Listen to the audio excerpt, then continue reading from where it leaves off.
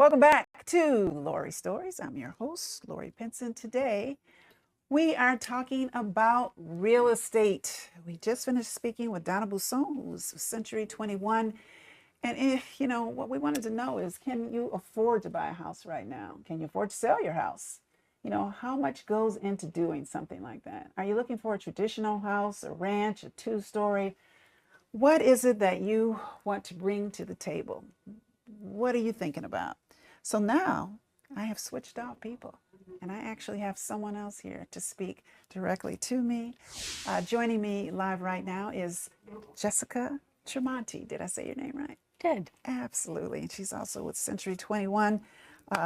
She is a seven-time Century 21 Centurion. What is that? What does that mean?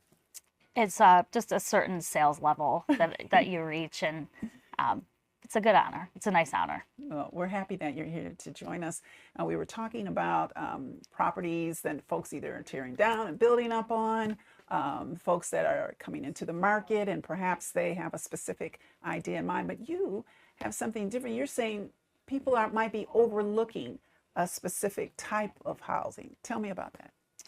Yeah, I think that buyers really need to take a look at condos. Oftentimes when I meet a first-time buyer, they're dead set on a single-family home, which is great, but just coming out of school and starting that career, it's a lot, and so a condo is a great option, and there's a lot of affordable condos out there right now. So I guess when I think of a condo, I'm kind of thinking of an apartment that I now have to own because I'm sharing a wall with somebody else. How do you make a condo more not affordable, but maybe something that someone would really want to get into? Is it just that it's like, hey, it won't cost you as much as a house? But I'm still thinking about, I don't know who my neighbor is, and I might have to share a wall with him. Tell me what makes it appealing. Right. Well, you can have that same issue in a single family home. They actually say that buyers will pay 7% more if you can guarantee good neighbors, which is impossible. But, a lot of condos have outdoor space. They have a patio, a balcony, something that gives you that little bit of privacy.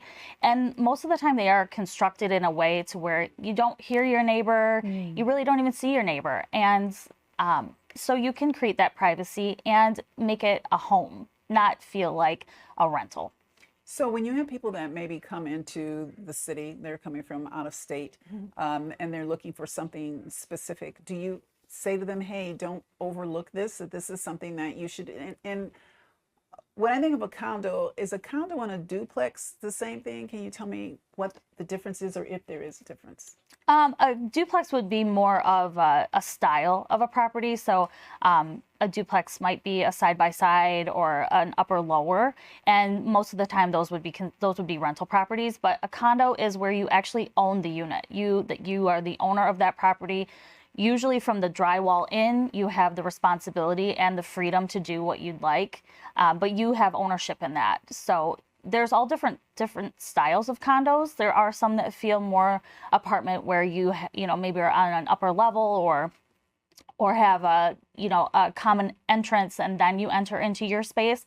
Some have direct private entrance. Some are brick. Some are sided. There's condos that were built way back when, some that are brand new, high rises, ranches, there's attached garages, there's all kinds of options for condos. And would those be like you see across from Little Caesars Arena? Those are some beautiful places. I don't know if townhouse and condo would be synonymous, but also with the folks now trying to move downtown and to the Hudson building, just something that they can see the skyline. Could that be considered a condo, or something that could be an option for someone coming in? Yes. So the properties across from LCA, I would say, are townhomes, but they're condos because they're, it's kind of group ownership. There's common areas and things like that. And I think when I'm referring to condos, that's what I mean, is when there is more of there's an association that will cover certain maintenance items, property care, and common areas. And some of those are absolutely beautiful, at least from the outside, what I see. So when you have someone come in, are you, and they're coming to you specifically for a home, are you trying to, I know you have to get to know your client, so are you trying to sway them in a different direction, or do you let them just come in like, look, here's all what we have, and they eventually come around to the way that you knew that they would go once they got into the looking for a home type of thing? Yeah.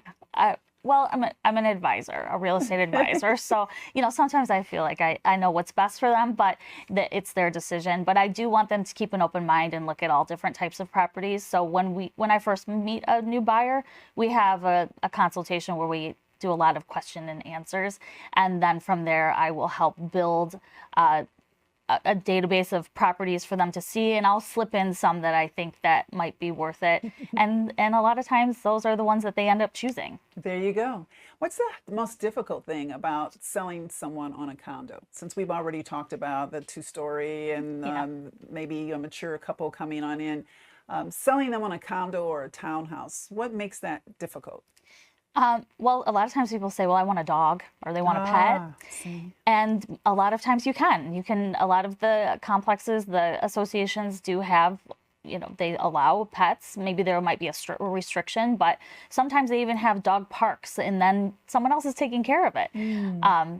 So I think that and the privacy aspect is something that people get a little bit skeptical about. But once you get into the space and it feels like a home. And especially then, don't some of them have different amenities? Like maybe is there a gym associated with it? Tell me about that. I mean, something that you might not get if you're just out and out buying a house. Right. Yeah. An in-property gym, pools. A lot of people like the idea of a pool, but they don't like the idea of pool maintenance. So a pool, like I said, the dog park thing is becoming more common. And then just simple things like the concrete, generally the association is going to take care of that, and the roof, the landscaping, things that, you can just pack up and go on vacation and not really have to worry about doing anything. So there's amenities, and then I think there's a lot of benefit to it. And then also you don't have to worry, like you said, about someone maybe doing your lawn or your snow removal. All those things could also be taken care of. Yeah.